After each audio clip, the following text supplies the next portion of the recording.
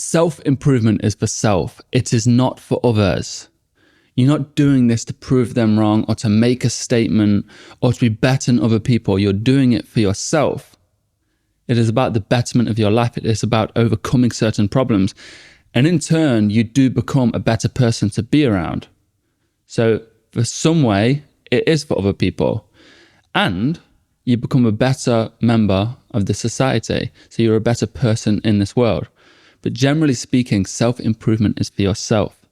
So you don't need to post about the journey you're on. You don't need to tell people about the journey you're on. And oftentimes, it is more effective when you keep these things to yourself. So these are 15 things to quietly eliminate from your life.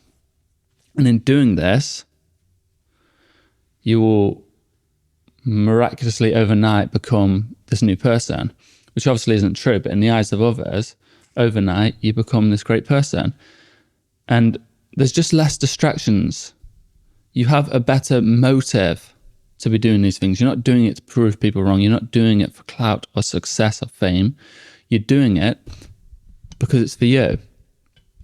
And in turn, with this motivation pulling you, you'll have better results. Today's episode is powered by Huel. Let's jump into the episode.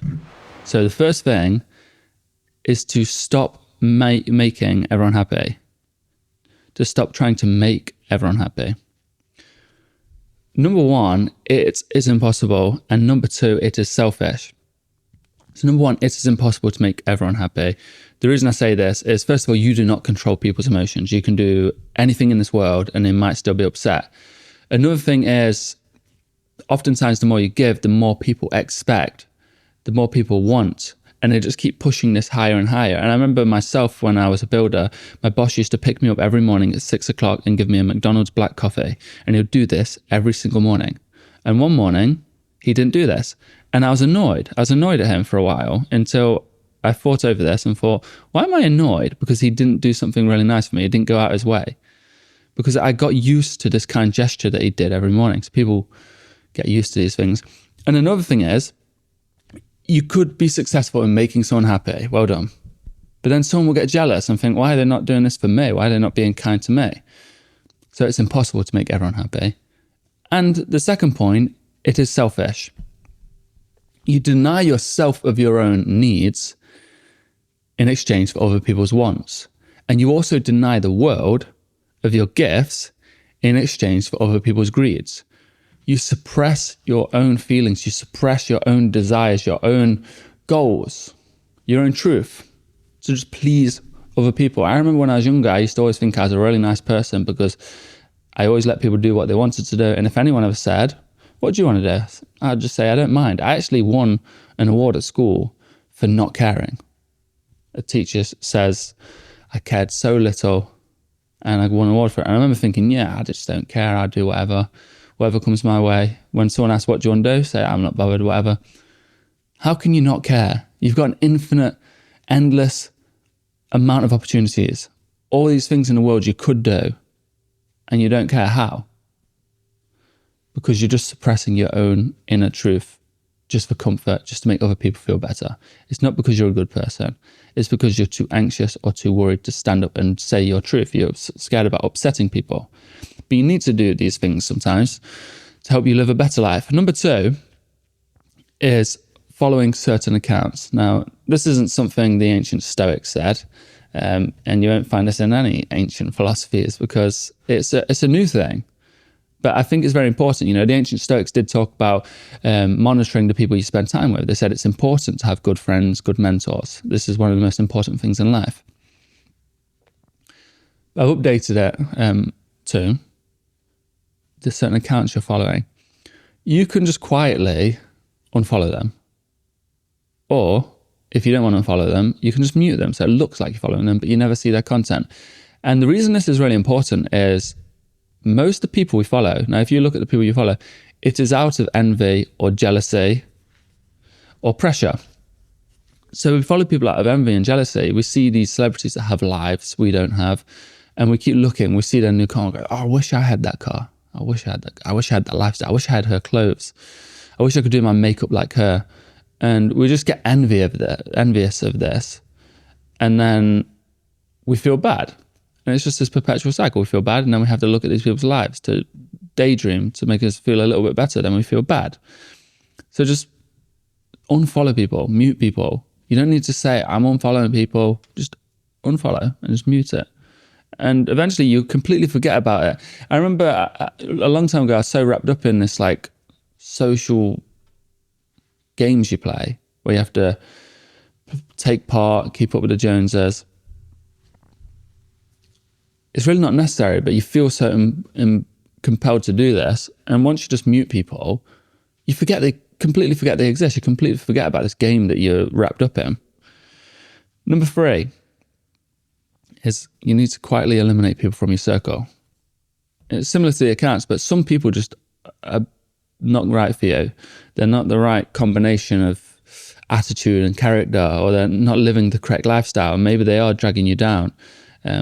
A lot of people, especially from your past, are so used to the idea of the person you was that they want to hold on to that. They don't want to let that go. So if you was the guy or the girl that would always party 3 nights a week or more, maybe, and then one day you just think to yourself, I don't think this partying is good for my health. I'm not feeling mentally well about this. I'm not getting anywhere in life. I want to eliminate it. The people in your circle that relied on this person because they want to keep going out every week, if you stop this, they will try to pull you back down to their level. They want you to become that person that they've relied on. They're not caring about you. They care about themselves. So a true friend will go, yeah, maybe I have noticed you're seeming a bit more down, and it probably is all the partying you're doing. It's not good for you. And you're wasting all your money. You're not saving up for the house you want to get with your family. And so, these kind of ideas. Quietly eliminate these people from your life. It will be way more freeing, and you'll start to leave space for new people to enter into your lives. Number 4, quit complaining. Complaining doesn't help. And, it's okay to see that things aren't so good, that there's problems you need to fix. Just fix them. Complaining is just making things worse. And it's also proving to yourself that things are bad and you can't do anything about it except moan and complain and say how bad your life is and how bad things are. One of my favorite quotes by Dr. Michael Segro, the great Michael Segro, he said, all men suffer, but not all men pity themselves. Suffering is a fact of life. The Buddhists understood this. Suffering is a fact of life, but you still don't have to complain about it. You still don't have to moan about it. Now, there's a difference, because I've said this advice before, and people say, but if I don't complain, nothing will change. Just change. Stand up, make a difference. You don't need to complain about it. Just stand up and make a difference. Because complaining is just saying how bad things are without making change. And also complaining to yourself about your circumstances in your head. This isn't helping. It's just telling yourself how bad things are and how much you cannot change them. The only thing you're capable of is telling yourself how bad they are. So quit complaining. And it's easier said than done, but over time, you'll get there. I made that journey. Number 5. Gossiping and talking bad about people behind their backs. Gossip is not helpful. And I'll tell you one of my number 1 rules in life, and it's just so obvious when I'm with people. When I'm with people who gossip and talk bad about people behind their backs, some of their closest friends, and I hear this and I'm listening, the number 1 thought going through my head, I bet when they're with their friend that they're gossiping about, they also talk bad behind my back. Because this type of person talks bad about their friends behind their back. I'm one of their friends. They're going to talk bad about me behind their back. And I always think that, and I'm sure most people think this, they're aware of this, like, oh, this person's talking bad. They're going to talk bad about me also. It's just not a good look. You're always looking for the negative in things. If you're going to talk behind someone's back, rule of thumb, talk good behind their back. This is amazing character trait, but on a superficial level, people I know that do this, even sometimes I'm aware that they're probably doing this purposely to seem good.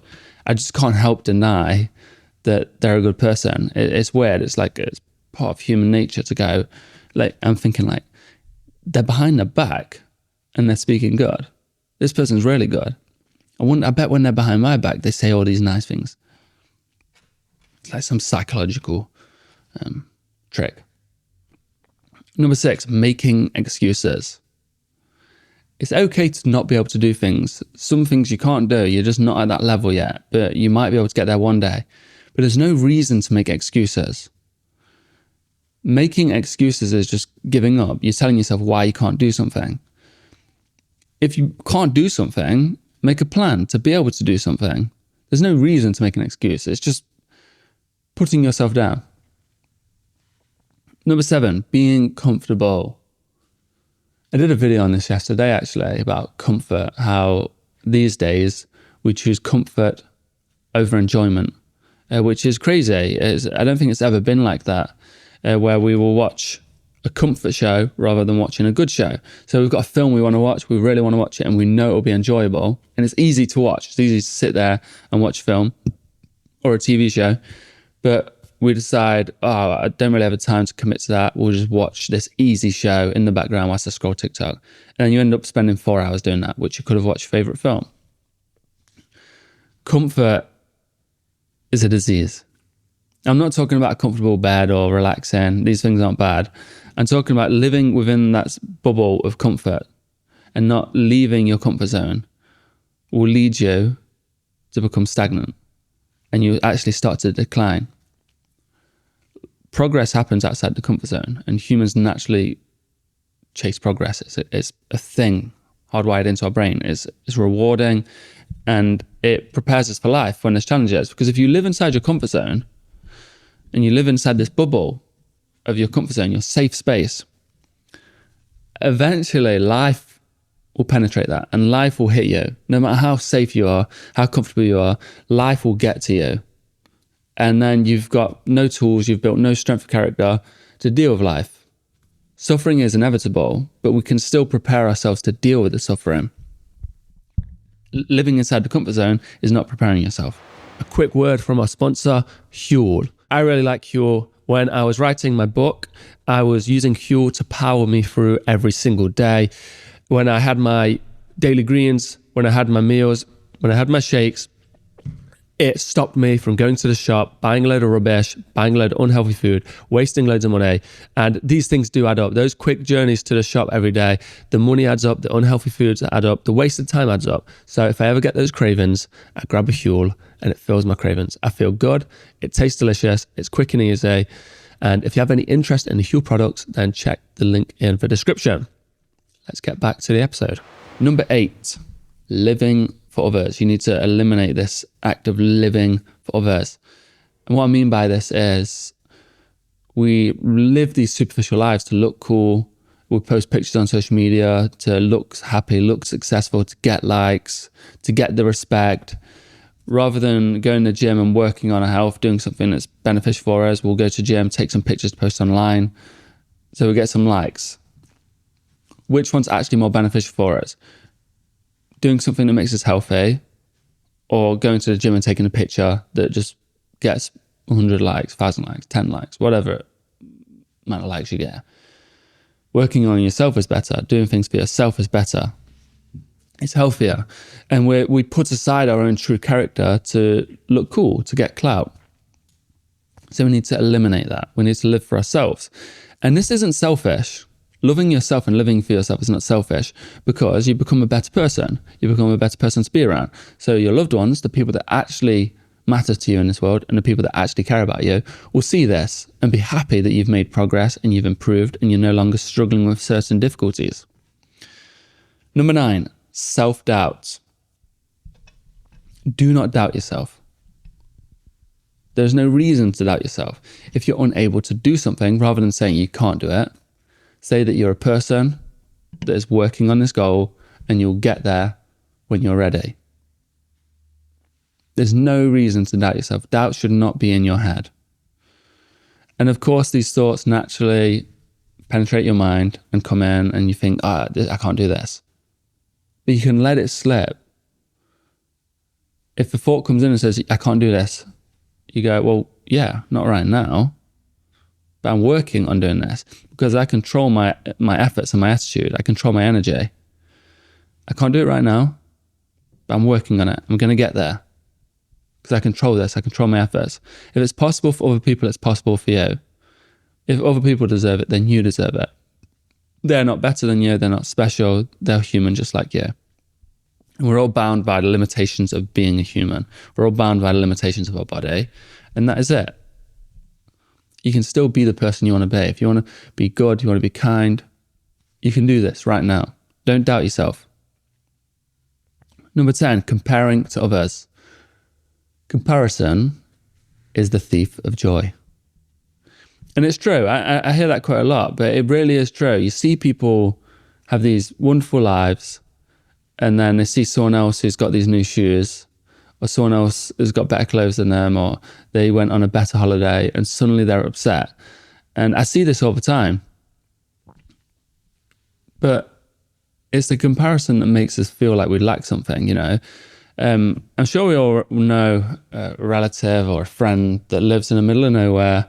They've got nothing, you know, materialistic, and they've just got some ragged clothes, and they just don't have much belongings, and they're happy because they don't have social media as well. They're happy because they're not comparing themselves to others. They have their beat down shoes. Well, they're happy. These shoes help them walk the ground, help them not get splinters in their feet, and they're comfortable. What more could they need? Their hat is not brand, it's not expensive. It doesn't even look very nice, but it keeps the sun out of their eyes, and it feels nice on their head. But soon, if they got social media, or some people came to their house and started saying, oh, your hat's not nice, your shoes aren't nice, if they haven't built up their strength of character, they might start buying into these things and say, yeah, I'm not happy, I don't have these things. Comparison is the thief of joy. Stop comparing yourself to others. Just focus on yourself. Number 11, waiting for the perfect moment. There is no perfect moment to start. And the best day to start, actually, was 10 years ago, or whatever, in the past. The second best time to start is right now. And it's so wild to me. I'll frame it like this. Say it's October right now, and you're thinking, it's getting close to the new year, and you're thinking, I want to start improving my health.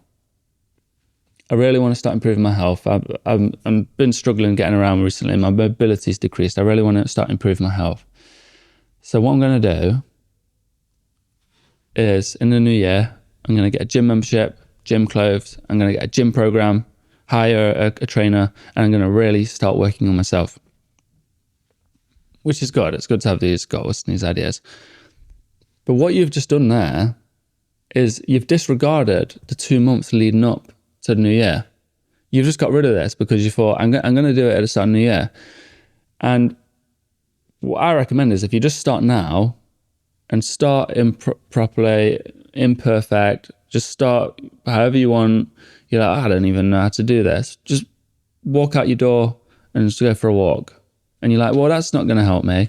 It's better than doing nothing. And by the time the new year comes, you've had 2 months of experimenting, trying new ways to do things, and finding what you enjoy, finding what works for you. And then in the new year, you can start your big goal because you've practiced it for a few months.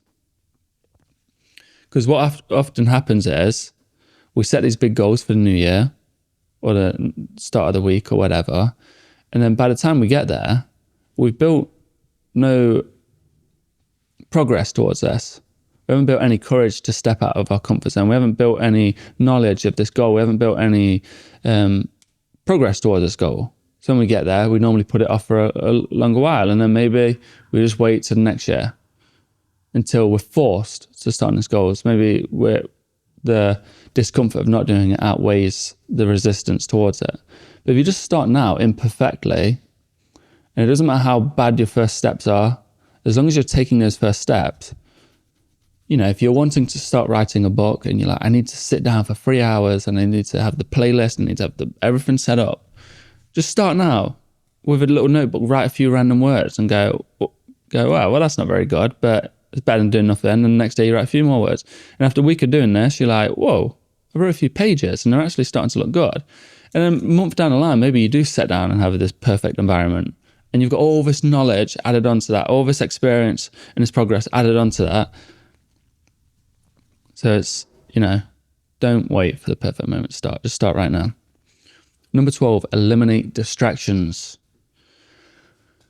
I don't know what your distractions are, but you probably know what they are. Just be aware of the distractions in your life. Maybe it's games, phone, TV, people, environments.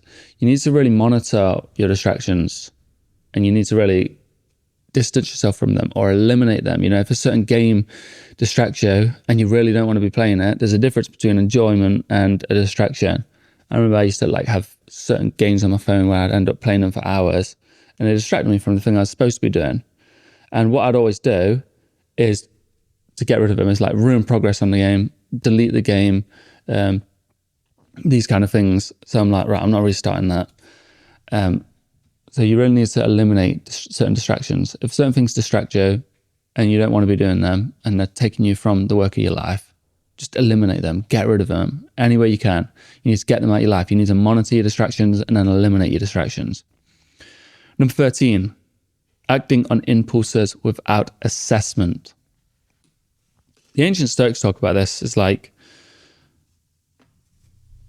all events have 3 parts to it, but most people only see the 2 parts. So there's the awareness of the event. You see what happens, you become aware of this. Then there's the assessment, which is the part most people miss. The second A is the assessment, where you actually assess what's going on. And then the third A is action, where you take action on what you've become aware of. What most people do is miss out the assessment. So they become aware, then they take action. They're insulted, they're provoked, they react in an aggressive manner. They're annoyed, they react in an irritated manner. But what you want to do is, with the second A, is just have a few seconds to make an assessment of what's actually going on and how you should respond to this thing. Stop just acting at things just because it's a knee-jerk reaction. Just consider the outcomes, consider your character, consider how these things will affect you, and consider if you really need to get involved. Number 14, let go of things not meant for you. We often hold on to a boiling pot because it took us so long to boil it. So we waited so long and now it's burning our hands. And it's the same with relationships or jobs or goals. You work on your dream for 5 years and somewhere along the line you realize, I don't want to be a doctor. I hate this. I don't want to be an artist. This isn't for me. This creative life's not for me. I want an office job. Or this office job's not for me. I want to be creative. And we work on our dreams for so long. I want to be in the Premier League. And you work on it, you dedicate everything to it. And then partway along the line, you're like, actually, I don't really care about this. But because we've held that boiling pot, we boiled it for so long, invested so much time into this, we hold on to it even longer. And we just keep burning ourselves. Some things are just not meant for you. Just let them go. And number 15, the thing to eliminate quietly is bad habits. You don't need to make big announcements that you've stopped smoking, or you've stopped gaming, you've stopped doom scrolling, you've stopped procrastinating. And I'm not saying these things are bad. I'm saying these are your bad habits. You know what's bad for you. You don't need me to tell you. You're aware of the bad habits you act upon. You can just eliminate them from your life. It's no great task. The idea of thinking that it's a great task makes it so hard to eliminate. You build up in the idea I will stop this, I will quit this. And then it becomes this great challenge. Just quietly eliminate them from your life.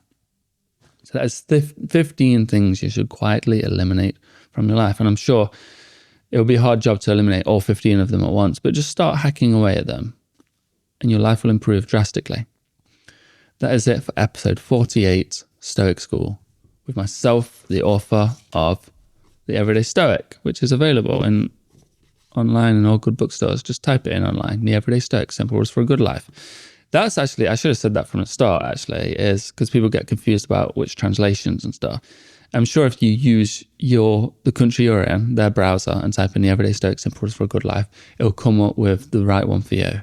So there's different versions, there's the American version, there's the UK version, there's the Indian version, there's the Spanish version, the Greek, the list is not endless, but it goes on for a long time.